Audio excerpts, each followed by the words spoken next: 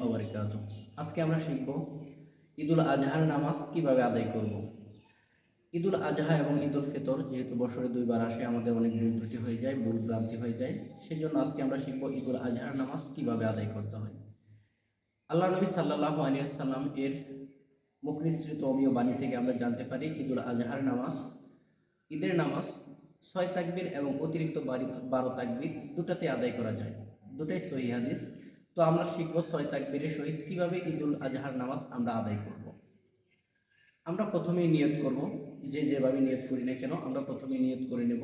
নিয়ত করার পরে আমরা যখন আল্লাহু আকবার এইভাবে হাত বাঁধব, প্রথমেই হাত বাঁধার পরে সানা পড়ব, সুবহানাকা আল্লাহুম্মা ওয়া বিহামদিকা ওয়া তাবারাকা ইসমুকা ওয়া তাআলা জাদ্দুকা ওয়া লা ইলাহা গায়রুক। সানা যখন আমাদের পড়া শেষ, এই সানা পড়া শেষেই আমরা অতিরিক্ত 3টা তাকবীর দিব। অতিরিক্ত কয়টা তাকবীর দিব? 3টা। প্রথমে আল্লাহু আকবার, হাত ছেড়ে দিব, প্রথম তাকবীর। দ্বিতীয় তাকবীর আল্লাহু আকবার, হাত ছেড়ে দিব। তৃতীয় তাকবীর আল্লাহু আকবার বলে হাত বাড়াবো। এইখানে আমি অতিরিক্ত 3টা তাকবীর দিয়েছি।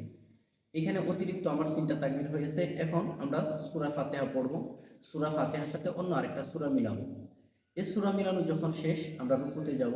রুকুতে যাওয়ার পর রুকু সিজদা করে আবার দ্বিতীয় রাকাতের জন্য আমরা দাঁড়িয়ে যাব।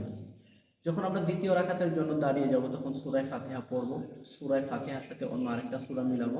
রুকুতে যাওয়ার আগে অতিরিক্ত 3টা তাকবীর দেব।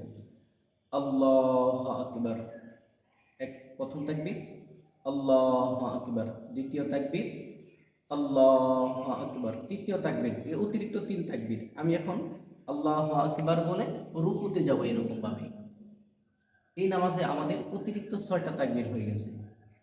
তো এরকম ভাবে আমরা যখন আদায় করবো ইনশাআল্লাহ তাআলা আমাদের নামাজটা পরিপূর্ণ সহি শুদ্ধ হয়ে যাবে ইনশাআল্লাহ তাআলা। আজকের মতো পর্যন্তই। আসসালামু আলাইকুম ওয়া রাহমাতুল্লাহি ওয়া বারাকাতুহু।